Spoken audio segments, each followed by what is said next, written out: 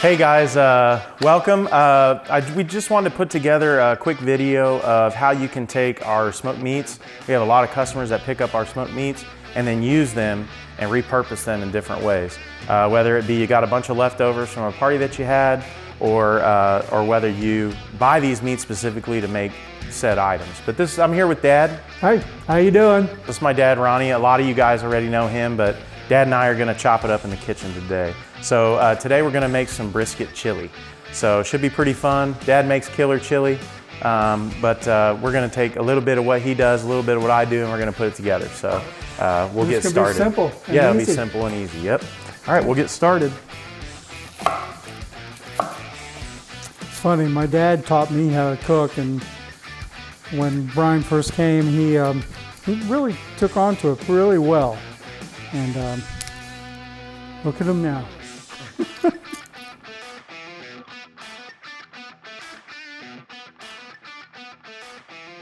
Here's how I cut my peppers. I go through and I cut the veins out this way. I leave them in the carcass of the deal, and then I cut the end off. So that's usually how I do it. Just like that.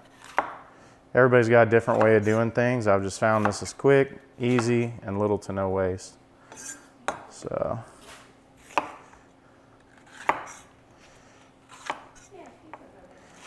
Cut the 4 sides and then cut the bottom.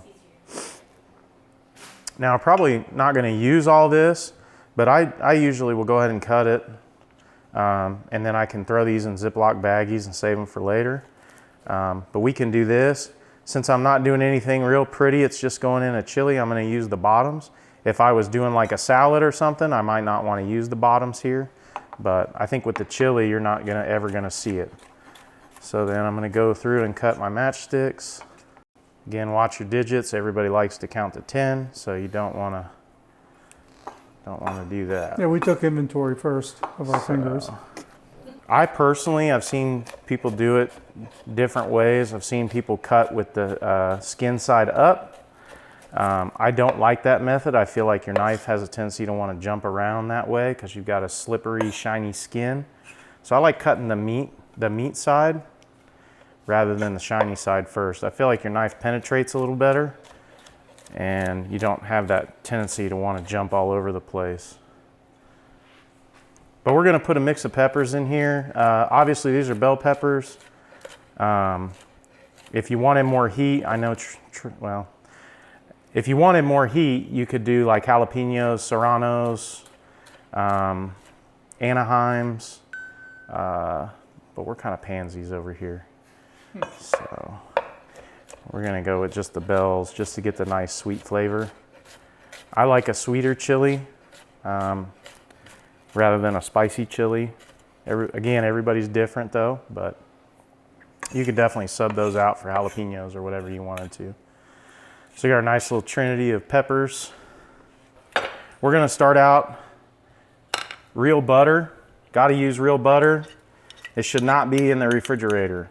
That's just a Choi thing, I don't know. Old school. But throw a healthy thing of butter. If you don't have a butter container like that, you're messing up. So I'm gonna let that get a little hot. I throw the onions in, I'm gonna get those going. Go with our peppers.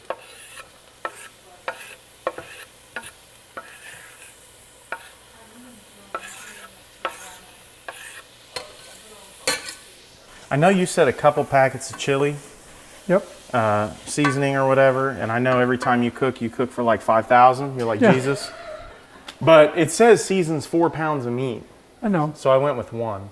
Okay. You usually do way more, huh? And yeah. How much meat do you put in? I put 2 or 3 pounds. So, okay. Yeah. So I went with 1 because we're putting 1 pound. If we need to liven it up, we can. Yeah, and honestly, you could mix that up. You could mix it with pork or chicken and beef, and really do whatever on the meat. Taste. Yeah. Yeah. Brisket. So you could do pulled pork and yeah. And we brisket. We do have a lot of people that do pulled pork chili. I have seen people come in and get meat for that. We get a lot of people that come in and they'll do pork or brisket with it for chili. I would say that's probably the two most common. And yeah, like you said, some guys you can get the, if you want to do the jalapeno cheddar, or you want to do the hot links, you can cut those up and put them in the chili too. It'd be pretty good. You treat your chili like the kitchen sink. Yeah, just whatever. Whatever it needs to go in there. Right? Yeah. Kind of like goulash. So, yeah.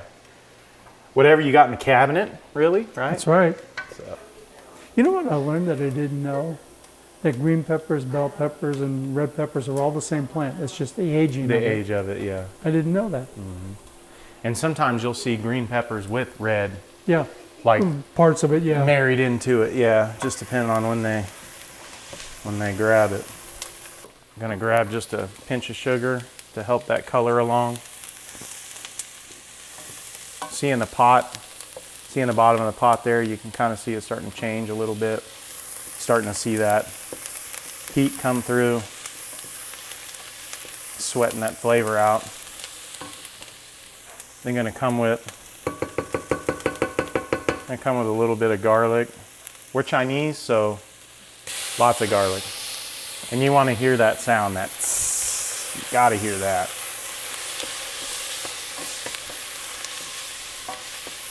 See that color right there? That's what you want to see. That's the good stuff coming along right there in the bottom.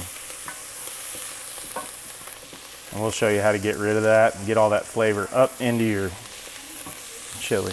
So next up, we're going to come with the seasoning. We're just using Williams chili. Trying to make it easy for you, something you can just grab off the shelf. It's only $1 or $2, and you want to throw it in there, almost turn it into a paste. It's going to feel like it wants to burn. It's going to look awful, but the heat brings the oil. The heat brings the oil out on that.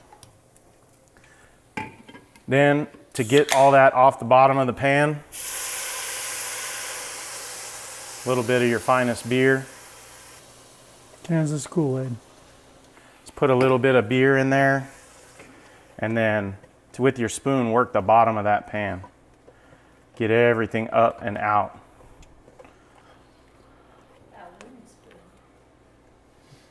Don't buy a wooden spoon, they're trash. But you want to work everything up off the bottom of that pan. Run that spoon, that plastic spoon preferably, all up over the bottom of that pan and get everything off of there. Everything will come off real easy. I think the technical term is deglazing. Deglaze it. So then we're going to come with the diced tomatoes. And again, guys, you can do this however you want to. Everybody's got a different thing they like, right? Maybe you like chunky tomatoes, maybe you don't. Maybe you want to use like a tomato sauce so it doesn't have chunks in it. I like some chunkiness to mine. See, and I like puree in mine. Yeah, everybody's different. But I mix it with the crushed. So we got crushed. So now you've got some chunks, you've got some puree, kind of like a little bit of both. You're starting to see that color that you like. This is probably going to upset half of you. But This one too. yeah. I like some beans in my chili. I know. I don't want to hear it. But I like beans in my chili. That's just how I grew up. We had beans in our chili. I don't put a lot, but I think you need a little pinto, a little bit of chili beans. There's a reason they call them chili beans, because they're supposed to be in chili. And then come with the kidney beans, give you a little bit of color. 2 different kinds of beans. It makes you seem sophisticated. All right. Then you can use Worcestershire or whatever, but I always like to add a little bit of beefy flavor to mine, a good beefy flavor. So just a little splash of A1. I like A1. Feel like it's got some good flavors to it, so I put a little bit of that in there. Of course, we're going to come with some salt.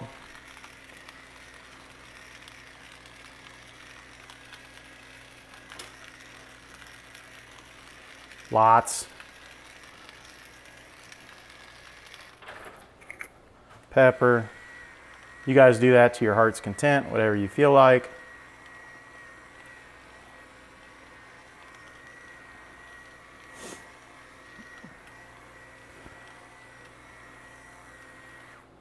So always taste as you go, guys. So don't be afraid to dip your spoon in there. We're at home, right? So it's all family. So taste it as you go. I love adding a little bit of this. It's just chicken bouillon. I think it adds a lot of flavor. Adds a little bit of sodium too. So again, you know, taste it, see if you think it needs something. I think it has really good chili flavor, just like that with the Williams. And then kicking chicken. So I want a little bit more heat though. Again, maybe I could have put a jalapeno or crushed red pepper. Crushed red pepper or cayenne, whatever you want to do. But I think could use a little bit more heat. So. And just because it says it's chicken doesn't mean it has to be just chicken. But I like it. Pretty good, not bad for 5-minute chili. Now, this is just brisket. This is a pound of brisket. We brought home a pound of brisket. And you know, it made, like I said, maybe left over. Maybe you got this intentionally to do this, but literally just take it. I got gloves on. You don't necessarily have to wear gloves, but you can if you want to. It's just a pound. So I'm gonna take it. This is straight out of the refrigerator, so it's nice and cold. Not much to it, but I'm literally, you know, our brisket is so tender, it just falls apart. So I literally am just going through it with my hands, just until I got about the chunkiness that I want. There's some big chunks in there, there's some little chunks. I'm just kind of broke it up real roughly, and then we're gonna go straight into the pot. We come with our chili, and then we just straight in there. And it's not crazy hot. Right? So this stuff hasn't really had time to do much yet, but we're gonna throw it straight in and we're gonna mix it up and bam, you got brisket chili. So we added the brisket to the chili and then you just wanna let that simmer, get it hot, okay?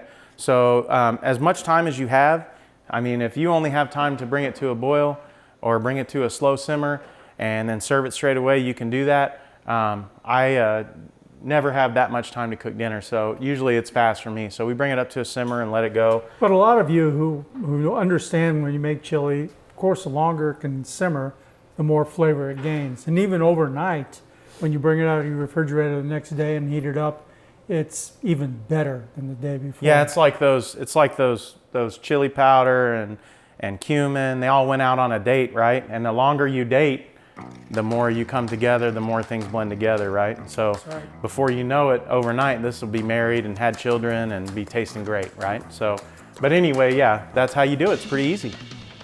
That's right. Cool.